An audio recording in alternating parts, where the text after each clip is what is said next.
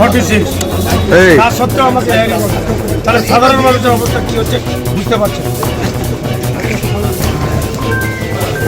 এবার বিবেচনাধীন তালিকায় উঠে আসলো রাজ্যের প্রতিমন্ত্রী তাজমুল হোসেনের নাম। গত 18 জানুয়ারি বাবার নামে গড়মিল থাকায় রাজ্যের প্রতিমন্ত্রী তথা মালদার হরিশ্চন্দ্রপুরের বিধায়ক তাজমুল হোসেনকে নোটিশ দেয় নির্বাচন কমিশন।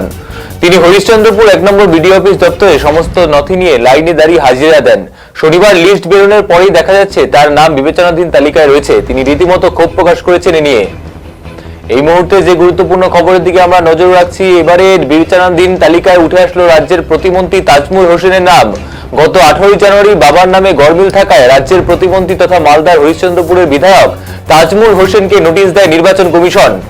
গত 29 জানুয়ারি তিনি হরিশ্চন্দ্রপুর 1 নম্বর বিডিও অফিস দপ্তরে সমস্ত নথি নিয়ে লাইনে দাঁড়িয়ে হাজিরা দেন। শনিবার লিস্ট বেরোনোর পরেই দেখা যাচ্ছে তার নাম বিবেচনাধীন তালিকায় রয়েছে। রীতিমতো তিনি এ নিয়ে ক্ষোভ প্রকাশ করেছেন।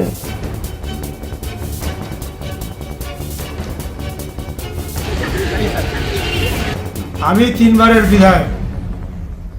নির্বাচন কমিশন সমস্ত রকম কাগজপত্র যাচাই করে আমাকে নমিনেশন করতে দিয়েছিল, তারপরে আমি 3 বারের বিধায়ক হয়েছি। আজকে আমার নাম কিছুদিন আগে হিয়ারিংয়ে এসেছিল। আমি হিয়ারিংয়ের সমস্ত রকম ডকুমেন্টস আমি জমা দিয়েছিলাম। তা সত্ত্বেও গতকাল যেটা এসেছে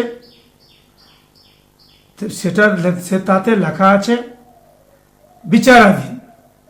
আমি বিচারাধীন কথাটা বুঝতে পারছি না যে আমার এত প্রত্যেকটা জিনিস যত রকম ডকুমেন্ট দেওয়া সত্ত্বেও তা কেন বিচারাধীন থাকবে। শুধু আমার না, আমার বিধানসভার 90,000-এর অধিক ভোটারদের তাদেরও নাম দেখছি বিচারাধীন আছে।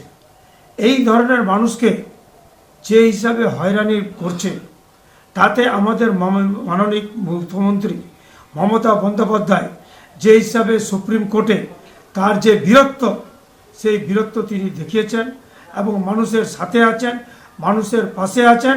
উনি আমাদেরকে বলেছেন তোমাদের কোনো কিছু হবে না, আমি থাকতে।